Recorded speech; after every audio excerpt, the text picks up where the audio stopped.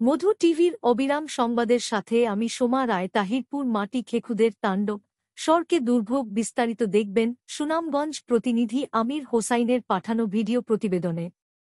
সুনামগঞ্জের তাহিরপুর উপজেলায় মাটিয়ান ও শনি হাওর থেকে প্রশাসনের চোখের সামনেই ১ মাস ধরে এক্সকেভেটর দিয়ে দিনরাত ফসলি জমি, হাওরের কান্দা এবং নদী থেকে মাটি কেটে বিক্রি করছে মাটিকাটা সিন্ডিকেটের সদস্যরা।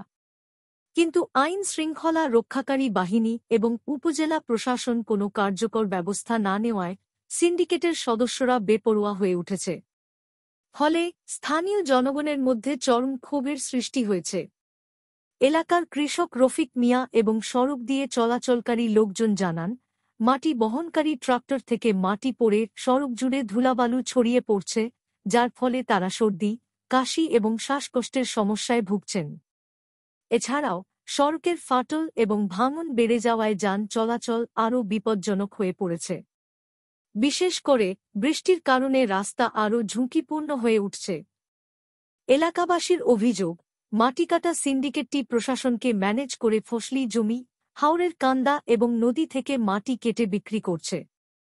তারা প্রভাবশালী রাজনৈতিক নেতাদের সাথে একত্র হয়ে সম্প্রতি পুনরায় তাদের কার্যক্রম শুরু করেছে, ফলে স্থানীয়রা তাদের বিরুদ্ধে কিছু বলার সাহস পাচ্ছে না। মাহিন্দ্রা ট্রাক্টর দিয়ে অতিরিক্ত বোঝাই করে মাটি পরিবহন করার ফলে গুরুত্বপূর্ণ সড়কগুলো ভেঙে যাচ্ছে এবং সড়কে ধুলার কারণে পরিবহন ব্যবস্থা চরম দুর্ভোগের শিকার।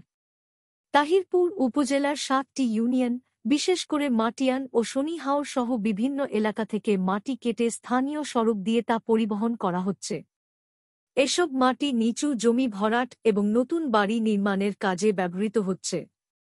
এ ব্যাপারে তাহিরপুর উপজেলা নির্বাহী অফিসার আবুল হাশেম জানিয়েছেন, যদি মাটিকাটা সিন্ডিকেটের বিরুদ্ধে কোনো অভিযোগ বা তথ্য পাওয়া যায়, তাহলে তাদের বিরুদ্ধে ব্যবস্থা নেওয়া হবে।